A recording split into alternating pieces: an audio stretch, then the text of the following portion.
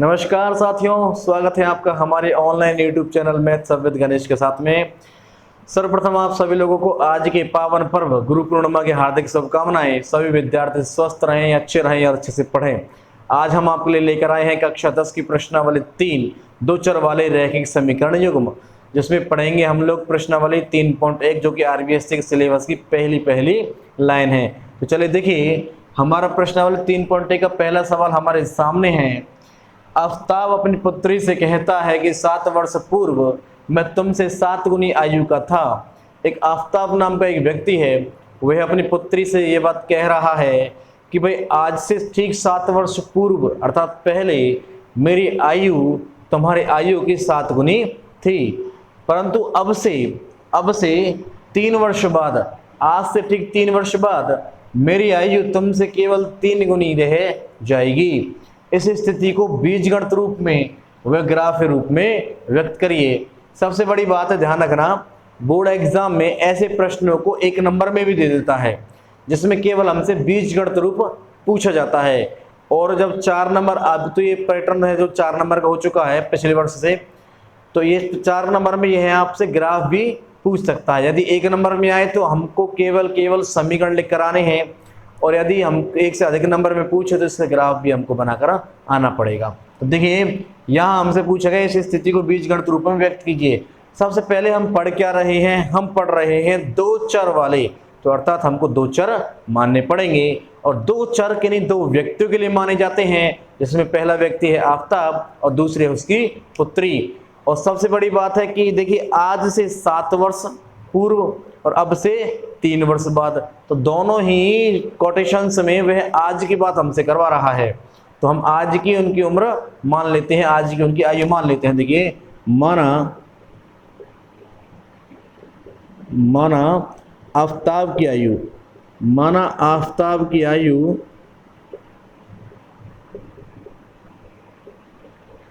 x वर्ष और पुत्री की आयु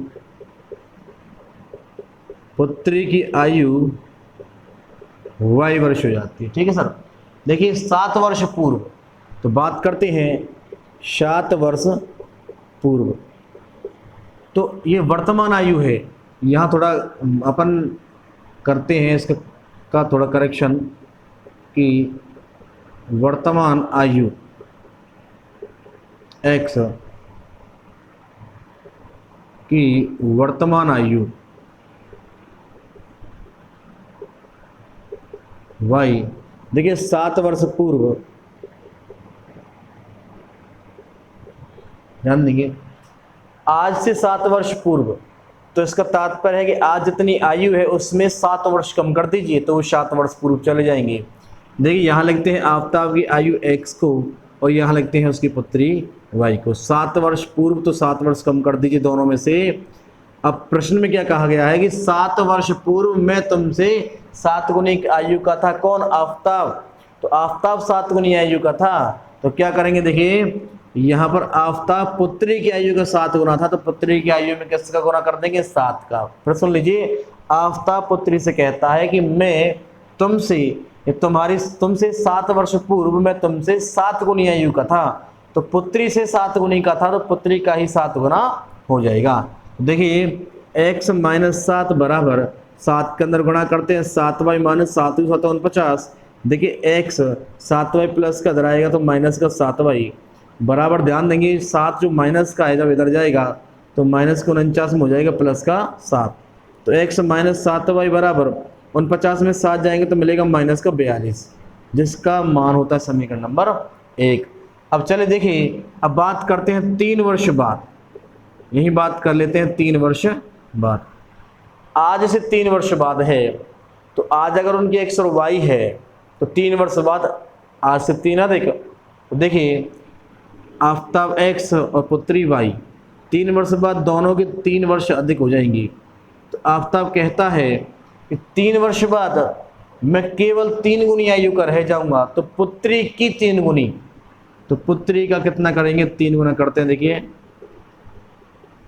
x + 3 बराबर 3 के अंदर गुणा करेंगे 3y प्लस 3 तिया 9।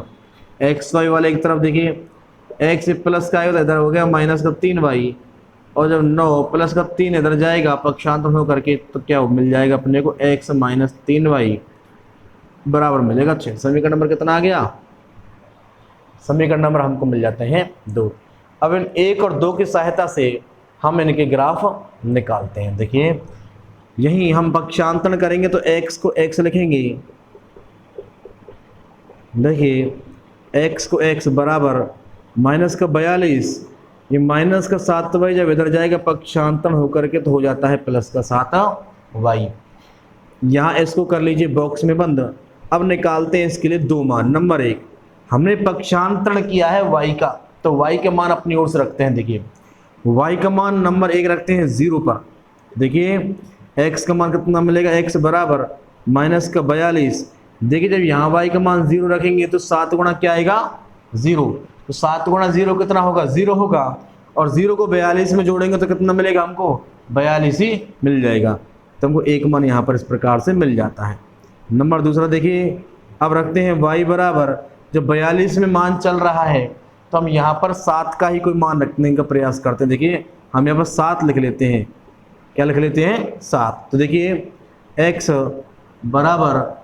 बराबर कितना मिलेगा? x बराबर हमको मिलेगा माइनस के 42 प्लस 7 रखेंगे, 7 7 49। तो देखिए 49 में से 42 जाएगा तो कितना मिलेगा? 7 हमको मिल जाता है। तो इसके लिए एक टेबल बनाते हैं। देखिए टेबल की जगह नहीं, टेबल को आगे बनाते हैं। जबकि यहाँ देखिए x बराबर 6 माइनस का 3y जब पक्षांतरण होगा तो क्या मिलेगा? प्लस का 3y हमको मिल जाता है। बॉक्स में कर लीजिए इसको बंद।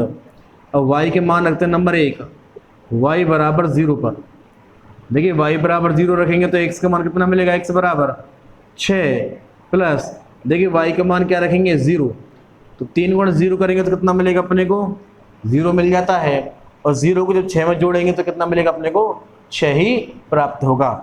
तो इसलिए यहाँ पर हमको मान प्राप्त हो गया 6।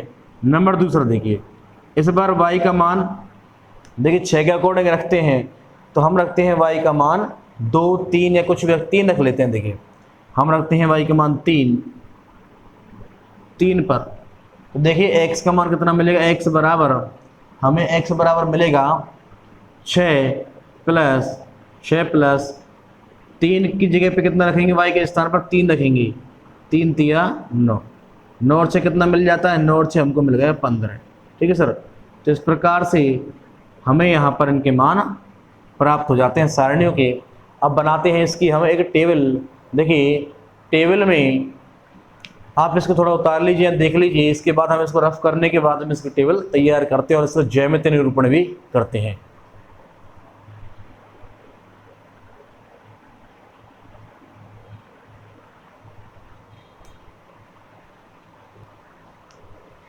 देखिए यहाँ तक इन मानों को रखने के बाद मैं यहाँ से इनको रिमूव कर दे रहा हूँ।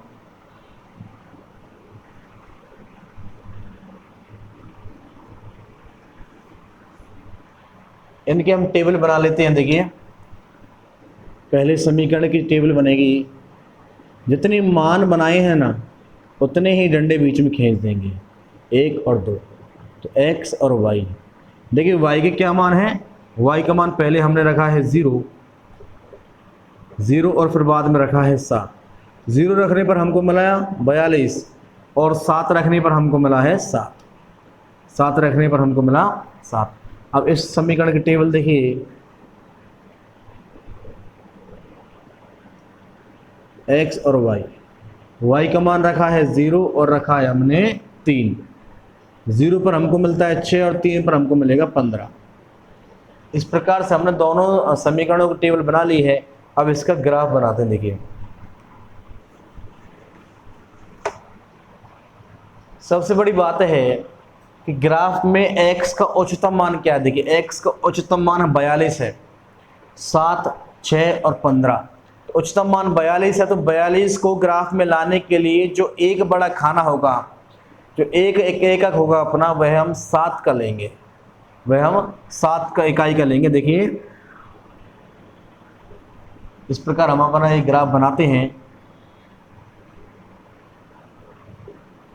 0, अब देखिए x पर 7 7 दूनी 14, 7 तिया 21, 7 चौक 28, 7 पंजे 35, 7 छिंग 42, 7 57 50। ठीक है सर, ये हो गया अपना एक्स एक्सिस। इसके बाद देखिए -7, -14, -21, -28, -35,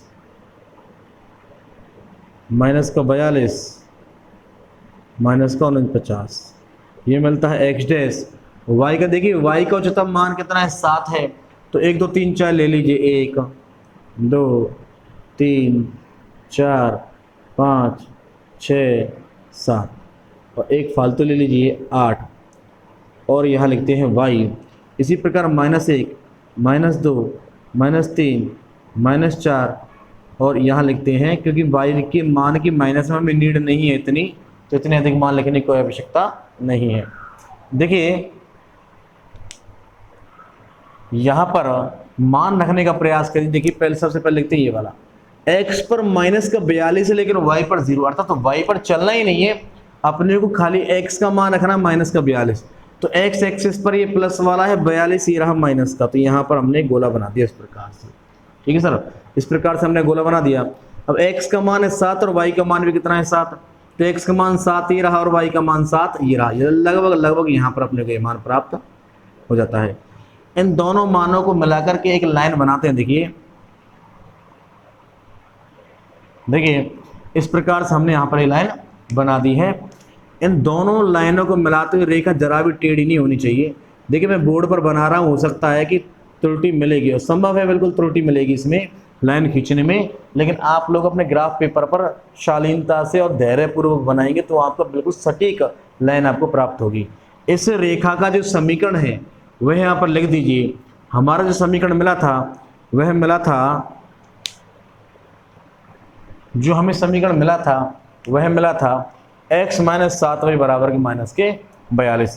तो यहाँ पर समीकरण लिख दीजिए। देखिए x - 7y बराबर -42, यहाँ पर ये समीकरण आ जाता है। अब तुलना करते हैं, अब चलते हैं इस वाले समीकरण की ओर। देखिए x का मान है 6 और y का मान 0, x का मान 6 आएगा।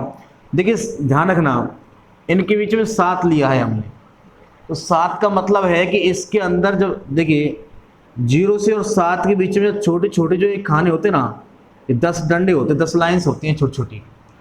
इससे एक लाइन का मतलब 0.7 होगा। जब 7 है, हमने जितना खाना हम लेते हैं ना, हम अगर 5 का खाना लेंगे तो जो छोटी लाइन होगी वह छोटी लाइन 0.5 के बराबर होगी। अगर हम 10 का लेते हैं तो जो छोटी लाइन है वह 0.10 के बराबर होगी। हमने 7 का लिया है तो छोटी लाइन 0.7 के बराबर होगी। तो इस प्रकार हम बता सकते हैं कि 7 × 56 और 7 नाम 63, लगभग 7 से पहले जो 9वें नंबर की जो लाइन आएगी, 9वें और 8वें के बीच में अपने को 6 यहाँ पर प्राप्त होगा। तो यहाँ कहीं हमको 6 प्राप्त हो जाता है, 8वीं और 9वीं लाइन पर हमको 6 प्राप्त हो जाता है, और y का मान 0 है जो हमको चलना ही नहीं है। चलिए अब चलते हैं, x का मान है 15 और y का मान है 3। तो x का मान 15 है, हम जानते हैं 14 से ठीक अगली तो क्या होगी, 15वीं लाइन होगी। तो देखिए दूसरे तीसरे नंबर पर क्या मिलेगा, अपने को 15 मिलेगा, और y पर 3, तो यहीं से ही 3 पर आ जाते हैं। देखिए इस प्रकार से लगभग ये लाइन हमको यहाँ पर प्राप्त हो जाती है, लगभग हमको ये लाइन यहाँ पर ये प्राप्त हो जाती है। और इन दोनों को मिलाकर के इस लाइन को आगे बढ़ाते, देखिए इस प्रकार से हमने लाइन आगे बढ़ा दी। इन रेखाओं को आगे बढ़ाने पर ये रेखाएं जरूर प्रतिच्छेद करेंगी। यहाँ पर जो इसका समीकरण है वह देखिए, समीकरण कुछ इस प्रकार से था कि 3 वर्ष बाद की बात करी थी हम लोगों ने, 3 गुना में तो y + 3 मिला था। यहाँ x - 3y बराबर 9 - 3, तो अपने को समीकरण मिला था इसका x - 3y बराबर 6। इस प्रकार से इसका ज्यामितीय निरूपण हमको प्राप्त हो जाता है। तो देख लीजिए इस प्रश्न को। इसके बाद हम चलते हैं अगले प्रश्न की ओर। देख लीजिए,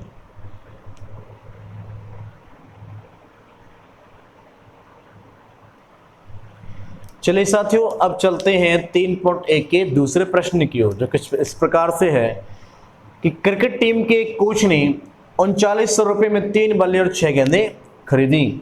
बाद में उसने एक और बल्ला तथा उसी प्रकार के 3 गेंदें 1300 रुपये में खरीदी। इस स्थिति को बीजगणितीय तथा ज्यामितीय रूप में निरूपित कीजिए। ज्यामिति का मतलब होता है ग्राफ विधि, ठीक है। देखिए बात करते हैं, देखिए 3 बल्ला, इसको थोड़ा रफली समझने का प्रयास करते हैं। देखिए 3 बल्ला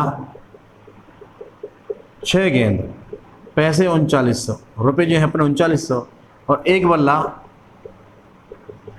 और 3 गेंद, रुपये हैं 1300। इनको मिलाकर ही तो हमें रुपये देने वाले हैं, इनको मिलाकर ही तो हमें रुपये देने वाले हैं। तो हम इन बल्ले की जगह x लिखते हैं और गेंद की जगह क्या लिखते हैं, y लिखते हैं। तो देख ध्यान देना, 3 और 1 को हमने परेशान नहीं किया, 6 और 3 को हमने परेशान नहीं किया, या एक बार जो बल्ला लिखा हुआ उसको हमने परेशान किया। तो इसका अर्थ क्या हुआ, माना एक बल्ले का मूल्य 100 रुपये और माना एक गेंद का मूल्य y रुपये। तो यही हमको मानना है। देखिए माना एक बल्ले का मूल्य, माना एक बल्ले का मूल्य 100 रुपये और एक गेंद का मूल्य कितना होगा, y रुपये होगा। तो प्रश्नानुसार हमको क्या 2 समीकरण प्राप्त होंगे। हमको मिलेगा 3x प्लस 6y बराबर 3900, सच दैट। दूसरा मिलेगा 1x से कम x प्लस 3y बराबर मिलता है 1300, और रफली को यहाँ से बिल्कुल हटा देंगे। अगर हम इस कार्य को रफ कार्य में करते हैं तो बहुत जल्दी ही और बिना कटस फांसी के हम यहाँ पर इस प्रश्न को साफ सफाई से कर पाएंगे। इनको ज्यामितीय रूप से हल करने के लिए हम विस्तार से देखेंगे प्रश्नावली में, क्योंकि इतने बड़े बड़े मान ना तो पेपर में कभी पूछे जाते हैं, लेकिन अगर आपको इसके अच्छे से प्रैक्टिस करनी है तो आप इसे कमेंट सेक्शन में लिख सकते हैं। आपको ग्राफ का जो फोटो है जिसको ग्राफ पेपर पर बना करके आपको अपलोड करवा दिया जाएगा। तो आप इस प्रश्न को देख लीजिए। इसके बाद हम चलते हैं इसके तीसरे और अंतिम प्रश्न की ओर। तो चलिए साथियों, अब चलते हैं हमारे आज के सेशन का अंतिम प्रश्न, प्रश्नावली 3.1 का भी अंतिम प्रश्न। प्रश्न कुछ इस प्रकार से है कि 2 किलोग्राम सेब और 1 किलोग्राम अंगूर का मूल्य किसी दिन 160 रुपये था। एक माह बाद या 1 महीने बाद 4 किलो सेब और 2 किलोग्राम अंगूर का मूल्य 300 रुपये हो जाता है। इस स्थिति को बीजगणित रूप में निरूपित कीजिए। 1 नंबर में ये प्रश्न पूछे जाते हैं, वो भी केवल बीजगणित रूप में ही निरूपित करवाएगा।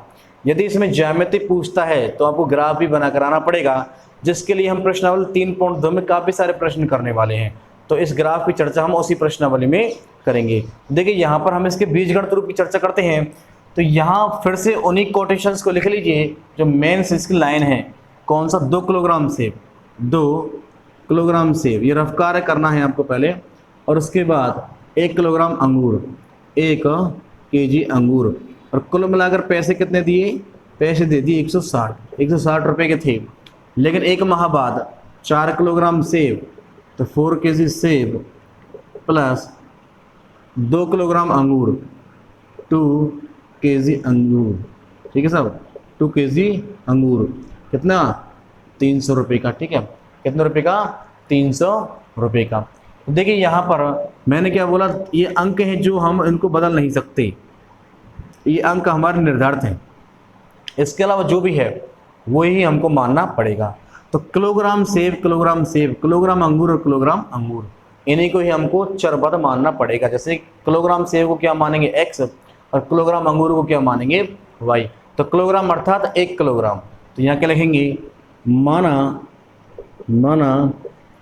1 किलोग्राम सेब का मूल्य x तथा 1 किलोग्राम अंगूर का मूल्य कितना मिलेगा, y यहाँ पर प्राप्त हो जाता है। देखिए अभी हमने जो रफ कार्य किया था उसके अकॉर्डिंग कितना, 2, और केजी सेब के स्थान पर क्या आएगा, x प्लस इसके बाद 1 केजी अंगूर, एक को लिखो चाहे मत लिखिए, अंगूर के स्थान पर क्या आएगा, y बराबर कितने रुपए, 160 रुपये। उसके बाद यहाँ ये भी लिख सकते हैं प्रश्नानुसार, यहाँ पर ये भी जरूर लिखिए। देखिए इसके बाद प्रश्न के अनुसार 4 केजी, तो 4 केजी के स्थान पर, केजी सेब के स्थान पर क्या आएगा, x प्लस, और 2 केजी अंगूर, तो 2 अंगूर के स्थान पर क्या रहा, y बराबर कितना 300। समीकरण नंबर 1, समीकरण नंबर 2। इसको आप चाहें ज्यामितीय रूप से हल करवाए तो ज्यामितीय रूप इसका निकालना आपको सिखाएंगे। तो चलिए आज के वीडियो को हम यही समाप्त करते हैं। आप हमारे साथ बने रहें, इसके लिए आपका बहुत बहुत धन्यवाद। Keep supported, thank you.